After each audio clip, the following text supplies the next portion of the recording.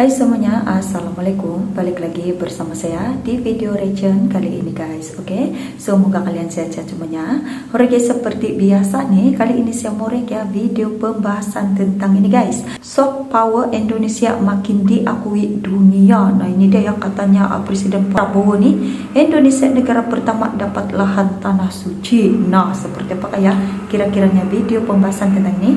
Jangan lama-lama lagi. Apa kata kalau kita tengok videonya seperti apa? Let's go guys. Pemerintah Arab Saudi untuk pertama kali dalam sejarah pertama kali dalam sejarah nih, pembangunan kampung Indonesia di kota Mekah. Pembangunan untuk nih pertama di kali kota dalam Mekah sejarah guys. Diizinkan negara asing memiliki lahan, memiliki tanah di kota suci. Dirubah undang-undangnya khusus untuk kita. Kita negara pertama. Negara pertama ya. Keren nih, Indonesia di tanah suci guys.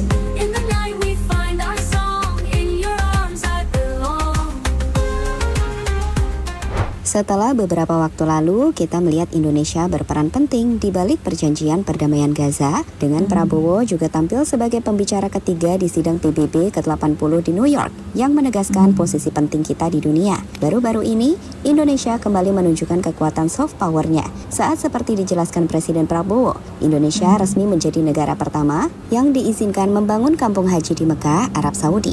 Tentu ini bukanlah capaian yang mudah, karena sebelumnya Arab tidak mengizinkan negara lain memiliki lahan di tanah suci. Namun berkat lobby dan sebagainya, Indonesia akhirnya jadi negara pertama yang mendapatkan keistimewaan tersebut. Di mana tentu saja hal itu bakal memberikan dampak positif untuk Indonesia, sekaligus memperkuat posisi Indonesia dalam catur geopolitik dunia internasional. Kenapa? Berikut rangkuman selengkapnya.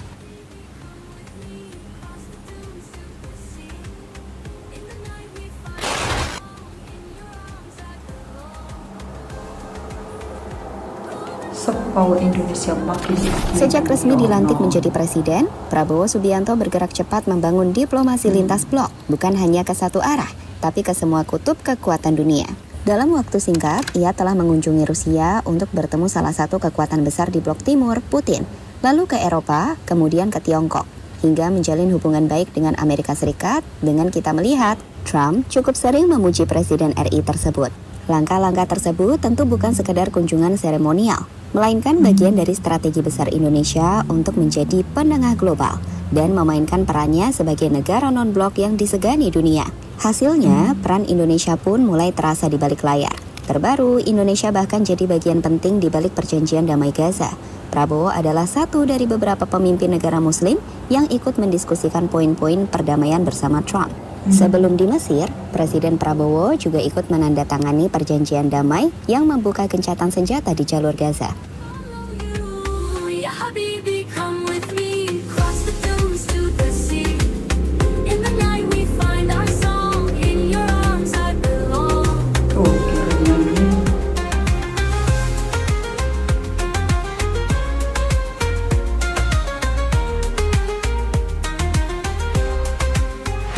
Ya, dengan peran aktif itulah Indonesia semakin banyak mendapatkan kepercayaan internasional.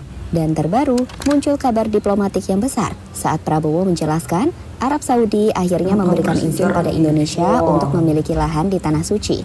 Ini adalah sesuatu yang luar biasa saat ia menyebut bahwa perubahan regulasi di Arab Saudi bahkan harus dilakukan agar Indonesia bisa memiliki lahan untuk proyek yang disebut Kampung Haji Indonesia di dekat Masjidil Haram. Alhamdulillah, pemerintah Arab Saudi untuk pertama kali dalam sejarah setuju pembangunan kampung Indonesia di kota Mekah. Untuk pertama kali dalam sejarah di tanah suci Mekah guys. Keren ya. Negara asing memiliki lahan, memiliki tanah di kota suci. Dirubah undang-undangnya khusus untuk kita. Kita negara pertama. Sebagai info, jika Indonesia bisa memiliki kampung haji sendiri di Tanah Suci, maka akan banyak manfaat yang didapatkan. Di antaranya, pertama, meningkatkan efisiensi haji. Seperti kita tahu, selama ini jutaan jamaah Indonesia harus menyewa hotel dan layanan logistik dari perusahaan lokal di Arab Saudi. Hal ini sering membuat biaya tinggi, koordinasi sulit, dan kualitas pelayanan tidak seragam.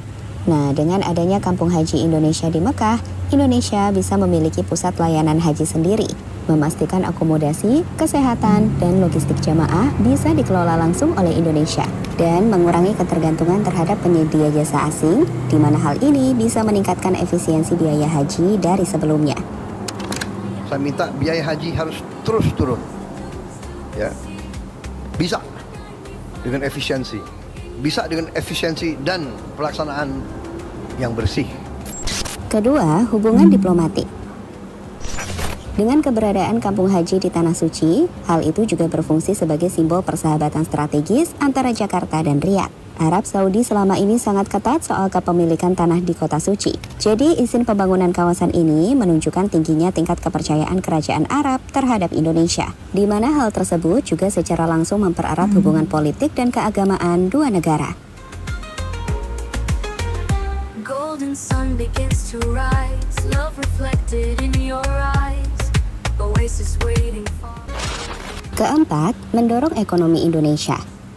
Jadi rencananya di dalam kampung haji nanti akan ada rumah sakit Indonesia, hotel dan akomodasi milik BUMN, hingga pusat UMKM halal, kuliner dan produk haji buatan Indonesia.